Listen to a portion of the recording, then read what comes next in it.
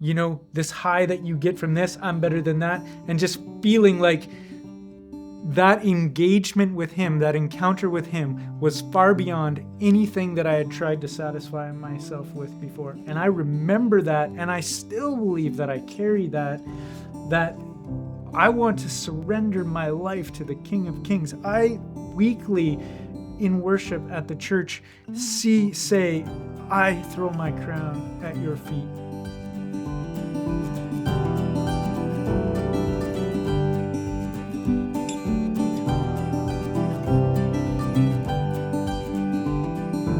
Well, welcome to Coffee and Conversation, Rawlin and Chris. And we've been having an interesting conversation in the car before we came here. We tried to do that to prep, and here's the thing. It was good. We should have had the camera there, I think. But one of the things that we talked about in the car had to do with the idea of culture and the idea that's, I believe it's partly coming across in the conversations that we're having at church and the messages, that we are a very distinct people from our culture. That as Christians, as a Christian group, we in some way bear a responsibility to be different from the world. And of course, the idea that culture is changing is interesting, and I think it's true. And this is what Chris and I were talking about, because I'm slightly older than Chris, a year or two, and I kind of remember, and I've seen a lot of various cultural changes in my lifetime, and we were kind of talking about whether or not all of them are good or bad. And of course, some of them that we see, we would believe as Christians that they are not faith-based. They're not, many of them are not pleasing to the living God. And I think we'd agree with that, and I believe anybody watching probably agrees with that as well. But there are things that have changed in culture that we could see that were actually quite good. And do you have any thoughts on that? What do you see that might be good in the changes that are happening in our culture? Anything positive that we can embrace as a church? Well, I think, like, just off the top of my head, just even thinking about back, 20 or 30 years ago, I think that one of the things we talked about was racism. Yeah. I believe that there's far less racism in I think you're culture. Right. Yeah, I think you're totally right. When I was young, an interracial marriage was something people talked about, and people were, found it kind of unusual or difficult. And not only interracial, even interfaith.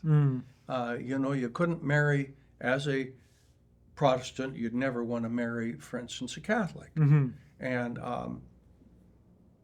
I hope that's okay to say that here.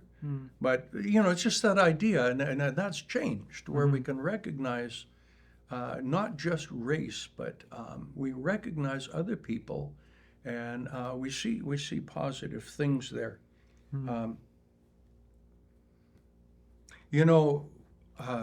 That maybe is a conversation we should leave for another time. But we'd also talked in the car a little bit about a difference. When I was young, the idea that what Chris said on 2 weeks ago Sunday was that if you wanted to know what somebody loved, give me what? Your cell phone. Your cell phone. Not just what they love, just that you would be able to know a person's likes and their dislikes, their comforts, their fears, all of those things. I was just saying, like, like we had that old saying that, if I want to know who you are, I'll look at your friends, or show me your friends and I'll show you who you are, or whatever, right? Okay. And so I brought that across as like, there's a different way that we can understand who we are now. Just give me your cell phone and I can show you who you are, right? Yeah. And then we were talking about formed by algorithms and different Yeah. things like that, right? But In my day, I remember going to a conference and the guy said, I can show you what you love.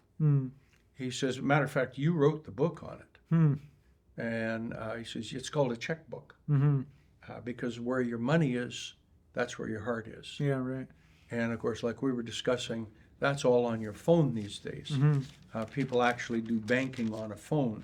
Not me, but maybe others. Oh, yeah. Others can do that. Yeah, most people. I'm too old for that. No, it's all on paper, hey? Yeah. It's not very hard to track. We were talking about the feature of how can you deal with, or how do you know that there's something there that you don't want others to know about? And I believe you said something about your relationship with your wife. Oh yeah, I was just kind of. What do you mean, like with Well, that some people their wives don't even know what their passwords might be on their phones? Yeah. And just talking in general about just these personal devices and how personal they are to us. That you can even see just the look in somebody's eyes when they have to hand it over for you to punch in the Wi-Fi code. It's more like, can you just send that to me? I don't actually want you on my phone. And if someone is on the phone, they're looking to see, does a message pop up? Is there something there and it makes people feel uncomfortable, and you can almost even feel that, right? Yeah. And so even in the home, it's just like if you're, I don't know, I just kind of say, like, for me, my spouse knows my password, has full access to my phone, can take it whenever she wants. I'm not hiding anything from her, but even in the home, there's a lot of people who don't even want their spouses on their phone. And so why is that? Why? Right? Yeah. Why? Yeah. It's kind of like, I got mine out and opened it up. Yeah. You can look at the have it? pictures. Okay. You'll find out that I take pictures of cows for whatever that's worth. Right. Yeah. Okay. There's just, most of my pictures would be of cows, or house building when I was building a house. Because I don't just take a lot of pictures. Right. And you are welcome to look at it as my wife. Right. Now, I don't think she would know my password, right, but that has nothing to do with me withholding it. Yeah, fair. That has to do with a lack of interest. And we're talking specifically on what's forming you, right? And so what's forming you? Where are you putting your attention? Where are you spending your time? Where are you putting your money to? All of those sort of things are right here. Yeah, they are. Yeah, right. Well, for most people. For most people, see, like in the younger generations, maybe not the older generations. Well, but. A lot of old folks it is too. Yeah. It would be for me, I think. You could look up on there where I spent my money, where I've done, and what I look at. You can tell that. And the interesting thing with that is, of course, even though I may not want you to see, and I don't mind personally, but maybe you don't want Chris to see what's on your phone. However, there's a whole group of people out there. Matter of fact, I looked something up once on the internet, and I found out that things that I had posted years and years earlier on the internet, they're still there. Yeah. It's all there. Yeah. In other words, you may not want your wife to see it. You may not want your husband to see it. However, somebody's looking at it, and it's available, and it will be available for a long time if somebody knows how to find it. So you're saying we should stop putting these online? No, what I'm saying is that people ought to not only, and it's not a question of controlling what you do on your phone and hiding it in a different way. It's a question of what we discussed, how a Christ encounter was life-changing. Mm-hmm. You know how encountering Jesus Christ and following Jesus Christ, following the Lord Jesus, makes all the difference in what you look at, what you long for, and what you do. Mm-hmm. It just makes all the difference in the world. Mm-hmm. And just tell me a little bit. Like, you haven't always been a Christian, have you, Chris? Well, I had some rebellious years, but I believe that that even in my heart, and I've probably shared this before, is that I still always had relationship, with the Holy Spirit, and so yeah, from that perspective, I've never been a person that didn't believe in God or have a conviction for God or even not have a relationship with God. So I don't necessarily understand that, because even when I was doing things that I knew I shouldn't have been doing, my conversation was more like leave me alone. I don't care if I go to hell. I just want to be like everyone else. Quit convicting me of things. So I had this sense since I was young, as much as young as I can remember, that that Jesus was alive and that he was with that me. in itself. Yeah. James argues biblically. James would argue, he says, you say you believe, but the devil, like demons, believe and they tremble. Mm-hmm. And so that's not in other words, the time when you actually gave your life to Christ. Yeah. So what kind of difference did it make for you? Well, like it made for me that it was like that thing, is that even though I would be having like what I would have even considered a relationship with God, it was kind of me telling him what I was going to do. And when I gave my life to Christ, when I was done doing my own thing, when I had realized for myself that the things of this world don't satisfy, and when I handed my life over to Christ, well, then, then it's like, then you're giving control over. And when you give control over, that's actually when you find freedom. And it's in that freedom that that's why, when we're talking about revelation and returning to your first love, I remember, even though through the years having a relationship with Christ, I remember when I laid my life down, when I surrendered to Christ, just how overwhelming it was, that indescribable. Like, I remember at one point in time, so I did lots of different drugs. I drank lots. I did all the sleeping around. I did this theft. I did all the stuff, right? When I came to Christ, it was like I felt like all of these levels of drugs or alcohol that I did, I just felt like him saying, I'm better than that at this level. I'm better than that at this level. I'm better than that.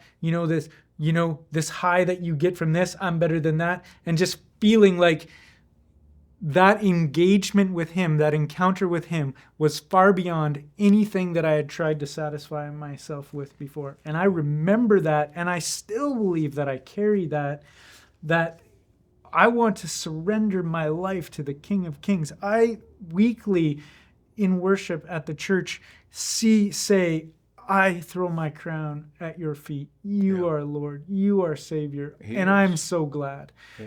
And that's where I find life and peace and freedom. Even though I'm a broken vessel, there is life in Christ and life abundantly, And so there is that difference.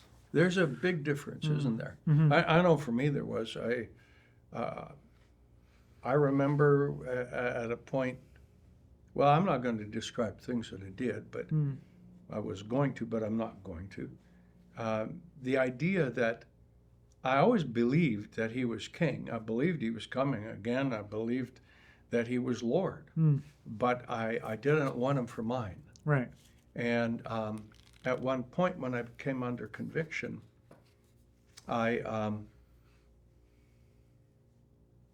told him, if you want me, I'm here. And that's the only sinner's prayer I prayed.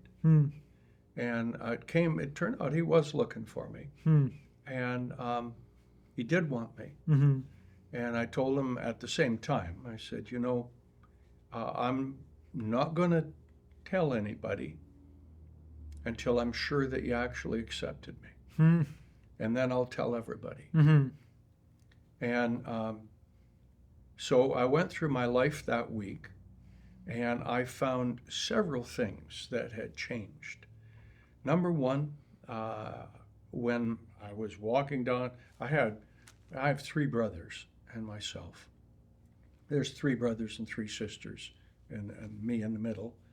And one of my younger brothers was walking past me in the house, and he punched me. Mm. And for the first time in my life, I didn't want to hit him back. I felt love for my brother. Mm. It was a totally new experience for me. Mm. I felt like, why can't we just get along? Mm-hmm. And I thought, oh, where did that come from? Mm-hmm. And then I noticed several other things that were totally different. One of them being that I went in a grocery store or a drugstore towards the end of the week. Mm.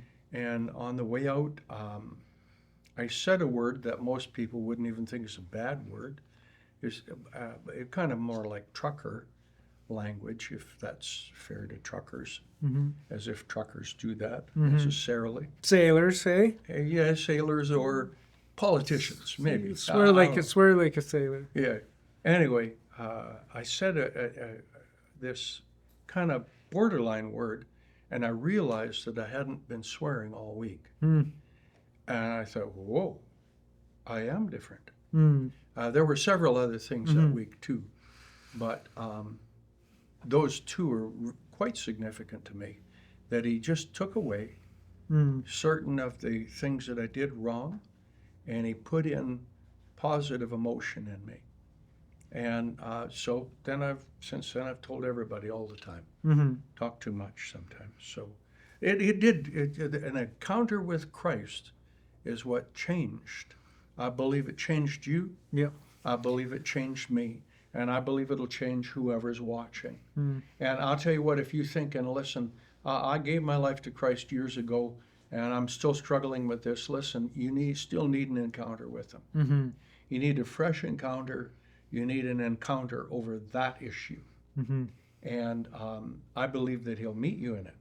And I think that's like pulling the curtain behind what we're talking about at our church, is Yeah. that there's this encounter with Christ. Okay, you need to have that encounter with Christ, and therefore then the basis of all of this is that it says that my sheep know, or the sheep know my voice and they follow me. And so that's what we're talking about. If we're talking about a distinct people, if we're talking about a people that are adopted by Christ, have an eternal revelation of who he is as Lord, that should look different than a lot of things in our culture, a lot of things that our culture would consider moral, or that we would moralize about, or truths that we believe, is like, then we are drawn to the fact that he holds truth, that it's his truth,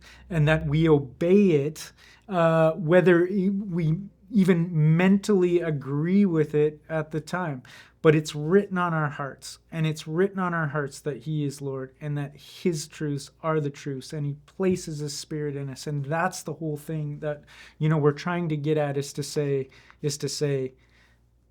there is something else.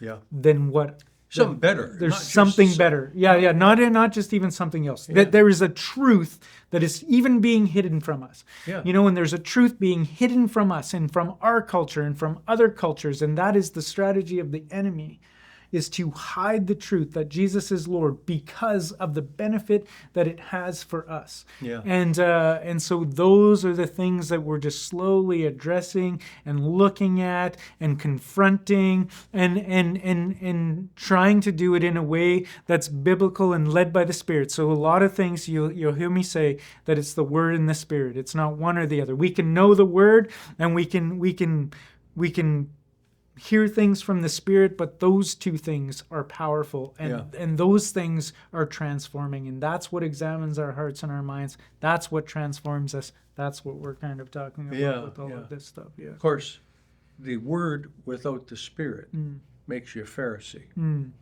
The Spirit without the Word makes you weird. You need them both. Yeah.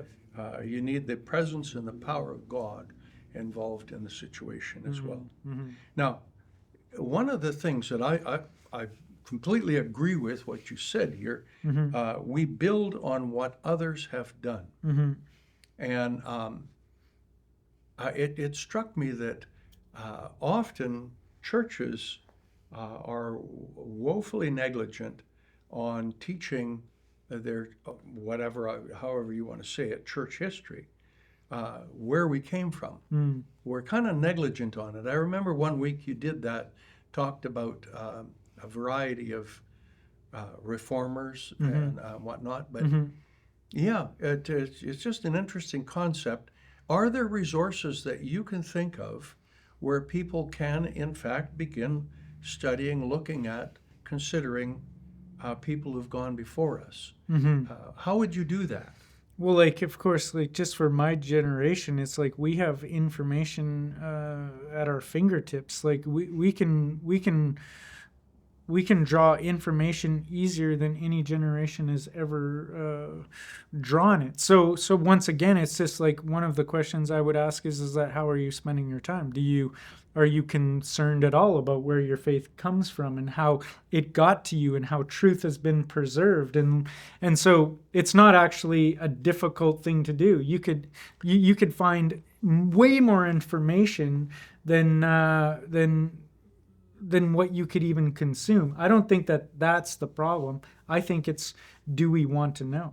Yeah, but if you were going to start looking at, for instance, well, look at some of the revivals. Okay. Like anyone, the Welsh revival, the Pentecostal revival. What would you type in? Pentecostal revival? Sure. Yeah. Welsh revival? You will find it multiple different ways. Okay. Absolutely. Like even for me, like the Moravians, so I spoke about the Moravians. Moravian Brethren. The Moravian Brotherhood. And why did that interest me is because when I was in Germany, I started to hear about them and I started to get interested. And so I started researching into them and just the history that they had and the 100-year, 24-hour prayer. It's like, I've never heard that before. Why have I never heard that before? How have you not heard of a people who has prayed 24 hours a day for 100 years? Yeah. Right? And just what they were saying as they left, and it's constantly on my mind as after 100 years, as they set out to tell the world about Christ and they left on ships and stuff, they say, may the Lamb who was slain receive their reward. And so that was the heart of believers holding on to the truth that Jesus is Lord. Yeah. Is that and you hear, so then you can start looking into all different types of history that is like this, where people shipped off in ships with their coffins full of all of their belongings, believing that they would never return. Like there is this knowing that they would not return, and so that's what I'm talking about. Selling themselves as slaves. Selling themselves as slaves. Why? To preserve this truth for us. And so what are we going to do in our generation to preserve this truth for the next generations to come? And I'm pretty passionate about that, right? It's like we need to stand on the truth we do. In our culture. And it's not maybe even worse than any other time of year, like you said, is that the truth has always been opposed. And we just talked about that. It's always been offensive. It's always been opposed. Jesus was offensive, and it will continue to be. And so are we okay with it being offensive? The truth is offensive enough. We don't need to be offensive with the truth, but we need to hold truth. There's that. Yeah, right. You can hold the truth without intentionally creating offense. Mm-hmm. You can put a loudspeaker on the top of your car and drive around reading Scripture at high volume at 10 o'clock at night, and it's still truth, but it's offensive. And I've been where they did that. Sure. And it was offensive to me as a believer. Yeah. Because I go to sleep before that. So, yeah. And, the interesting thing is, If you'd like a list of names of people, John Chrysostom, William Tyndale, I won't try to quote a bunch of them because I'll probably miss the most important ones. But there's all kinds of people that if you Google their name, Jonathan it'll come Edwards. up with all kinds of information about them, what they did. Some of the popes even, Pope Leo the First. That's a good read. Yeah. There's Jonathan Edwards in the 1700s in the U.S. I mean, their history is rich, right? It is. Yeah. And there's a lot of it out there. So look it up, read it, and take heart, because you'll find out that there's a really good history book by a guy named Shelley, I believe, was the author. It's called Church History in Plain English. It's a really interesting read. He starts every chapter on every segment of history with a story about someone that did an act of courage. And it was it's a really good read. You'll enjoy it if you find that book. What was his name? Shelley. Anyway, I was thinking about that and building on what others have done, an appreciation for history. And you'd mentioned, and this came up a little bit in what we were just saying, about the need for affirmation rather than truth. Is it possible to actually, I'm not sure what all's involved in that word affirmation, but to affirm, is it possible for me to affirm a person and still speak the truth? Well, I mean, absolutely, because the truth can encourage, and it says the truth can be even like honey on our lips, right? But the truth can also be something that causes hatred. People don't necessarily. None of us like to be corrected. No, that's true. Right? So it doesn't matter what it is. It's if you correct me or I correct you, our initial responses aren't well. So now we're getting to affirmation from, if we're talking about a sin perspective. Well, now it's a little bit more than even just correcting you on the way that you maybe physically do something or physically have said something. Now it's cutting the soul and the spirits, and that gets even a little bit deeper. And if we are in a place like this, that we're allowing the sinful nature to take control and truth comes in and divides that, well, you know what? We see in the Bible that it says in Acts that there's a gnashing of teeth, and there's the soul wants to scream, and that their anger can well up from the truth of God being spoken into somebody's life. So what was the question again? Affirmation. Okay, so affirmation. Nowadays we want to be affirmed. What really that we're talking about is the affirmation of sin. That's what I'm talking about. I'm not just that. I'm not. Okay. Right. Affirming the individual is different. Because of course, we all need some sense of destiny and encouragement, worth, affirmation, and absolutely. The truth actually does affirm that. It affirms your intrinsic personal value, but it doesn't affirm what you're necessarily doing. I was thinking of an example of that, of how that works a little bit. When I was in Bible college, I had just become a Christian, and I went to Bible school to figure out what I'd actually believed, and or what Christians believed, and to adopt that. And I was struggling with areas of the flesh, or personal sin and failure, and so I'm feeling guilty about it. So one day I kind of unloaded on a fellow student. I just unloaded all of this stuff, and it made me feel a lot better. But the interesting thing is, that Sunday, I was singing in a traveling choir at the time, and we were in a local church, doing a concert, and part of the process was we were supposed to give a personal testimony as part of the presentation, and it was my turn. Mm. Now, the individual I had dumped on was in the congregation. In any case, I got up and I gave a glowing personal testimony of success and joy and whatnot, And after the meeting, that person that I had unloaded on came up and said, "Oh, that was a great testimony." And I can't remember all that was said, but kind of like, you gave a real good testimony there. And it was a good presentation. And then the person said, "It's too bad it wasn't true."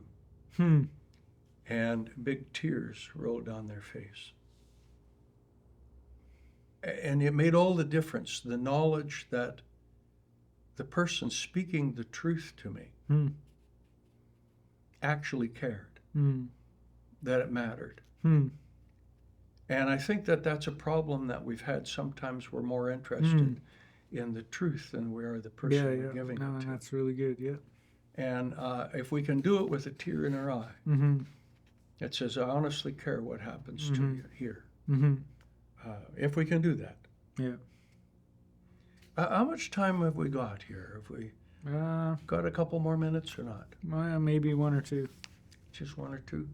We had discussed something I kind of wanted to cover a little bit. And it had to do with different kinds of church leadership. And we talked about levels of responsibility or authority or whatever the word might be. I'm not sure what the word would be as far as local church authority structure. And do you want to reiterate those? Probably not. I Probably think that's not? for another, Okay. a whole nother podcast. Yeah, I think okay. that's quite the expansive talk. Yeah. Okay, well then. But you can listen to the message from New Life, and I lay some of those things out that, Yeah, that you I did. believe in the structure Yeah. of that, right? And that took me at least 10 minutes. So yeah, and I think that was a very skeleton. It was. Very It was, skeleton. That's kind of compared why I to how wanted depth to they can yatter go. at it here. Yeah, but there you I go. have all the time in the world. Yeah. And it's an interesting thing. Look up biblically. See if you can find New Testament people that are called prophets. And see if you can find New Testament apostles. If you can find a New Testament evangelist. And find somebody that is named. Well, you got the fivefold ministry of Christ, yeah. So just start looking in Ephesians 4, around 13. But then, show me where Teachers. show me where there's a single pastor of a church. Exactly. So that's and show me where they set in elders and a plurality of elders. Show me the function of deacons. Look into the priesthood of all believers, and those are the things you're talking about. So that's kind of like homework that we'll give. Is why do we have what is church structure? What is the authority of the church? And we were talking a bit about that. How do you connect with that authority? With just abject, straight up obedience, or is it a a lot of it is voluntary and willful submission. I got you involved in this conversation. I know you did. So maybe we'll talk about it next time. Yeah, we can talk about it another time. Yeah. It's a good conversation because, of course, it's one that if you are a Bible scholar and if you're involved in a local church, you relate to this. You have to find your place in this, and in a local church, you need to do that. And so it's a good study, and I don't think everybody's going to agree with what I think. No, that's true. It's been debated, and then there's reasons that we have structures, and people read the same scriptures and see it different ways, right? They do, and we still receive people. Yeah. Anyway, Lord bless you, and we'll have that discussion another time, and so maybe you'll join us for that too. Lord bless you now. Bye.